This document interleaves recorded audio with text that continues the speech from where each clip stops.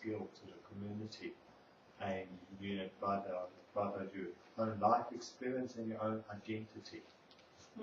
That's part of it. That's so personal reputation. That sort of comes under personal reputation. It's also to do with a layer of trust and cohesion.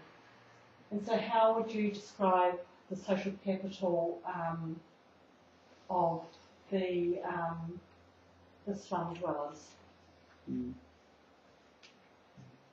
That they would need to work together as a team because they are all in the same sort of environment, and each other, they will be looking out for each other, protection, their own welfare of each other. Are they? But they don't really, do they? So, yeah. So it appears to me like many of them would be competing with each other. Yeah. For customers or whatever industry they're in. Yeah. You know. Yeah, so as far as trust, social cohesion, personal reputation, there's not a lot going on really. So what about the Hmong feeling? How would you grade their level of social capital? Really supportive because you've got the generations there, and you've got tribal leaders who collaborated with agencies for help, they're more of a team effort. Yeah. Particularly if you're farming, because you can't farm by yourself. It has to be a team effort. Yeah. So. Yeah.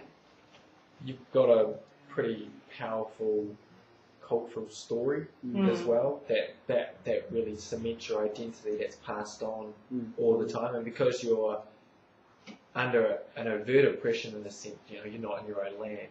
It's a constant thing. Yeah. Whereas when the contrast that with the slum is that they have no shared identity. It's a mishmash, and there are oppression, but it's all sorts of subversive things that are making them in that situation. Yeah. Yeah. There's no fallback position, is there?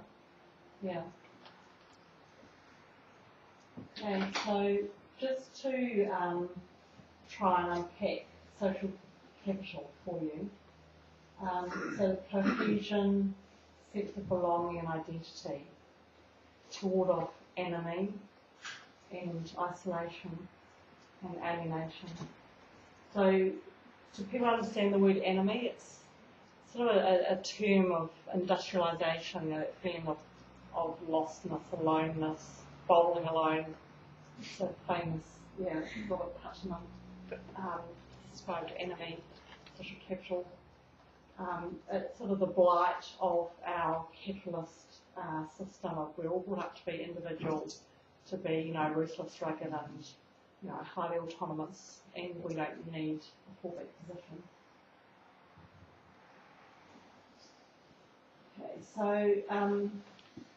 just to describe this, the U-curve graph of, so if you think of this in a graph, at the beginning, high social capital of Hmong when they were in the uplands, maybe doing the opium farming and swimming culture. They had a strong sense of identity. The women in particular were pretty trapped. They did what they told, but everybody survived. Everybody knew who they were, and their lives were, they were a really close unit. And then as they were forced into centralisation and the cash economy, their social capital, their sense of autonomy and everything reduced, but their economics situation started to build. And then the idea is, as your economic basis increases so that you no longer subsistence, you start to lift, then you start to put that money back into children, back into your grandmas, back into your home base kind of thing, and you rebuild your social capital. Is that, do you know any particular examples of that? Where that's actually occurred and been quite successful? Are the Hmong a good example of that, or have they not yet reached the kind of the upper part of that curve? In It sounds lots like of theory. ways, no, in lots of ways, New Zealand pioneers, our heritage, the same story. Maori, the same story. So it's a pattern that's been repeated across the world. Okay. Social capital is just a concept to describe sort of family or organisational structure, so it's part of organisational theory. It's positive and it can be negative.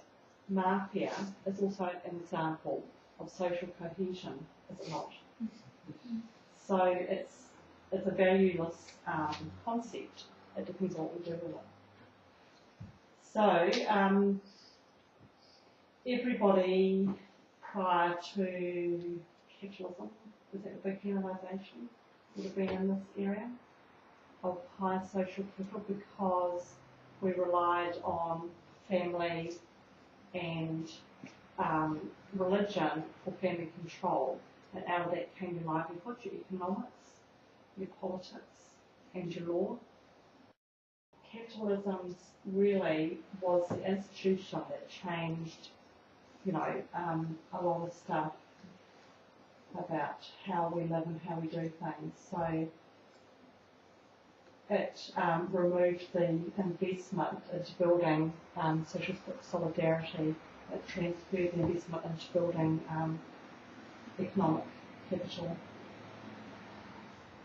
And so for communities to become successful economically, then instead of putting their investment into their families and their clan, they're building it into economic investment.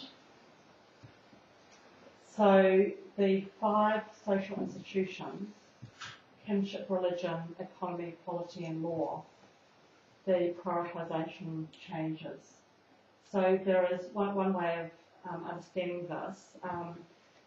Stiglitz has written quite a lot about this from, when he was in the World Bank. Turner, Putnam, Jackman, there's some really big sort of theorists that have written a lot about social capital. It's to think about so social capital in the older traditional society and social capital within our more current modern day society, capitalist society. So old social capitalism is based around kinship and religion to maximise its social cohesion of loyalty, love and duty. So the rational legal structures of economy, polity and law threatens the social clan structure, for long. And under the old social capitalism, product is for consumption, not for profit maximisation. Mm-hmm. So it's all about reinvesting in the family, how to, build your family empire and build that family basis, clan structure. And your goal is reproduction, clan and family. So under new social capital, it's based on separation and prioritisation of economy, law and polity away from kinship and religion. So money becomes the measure of transaction, commoditisation of time, skills and products and relationships. So even old people's time can be commoditised.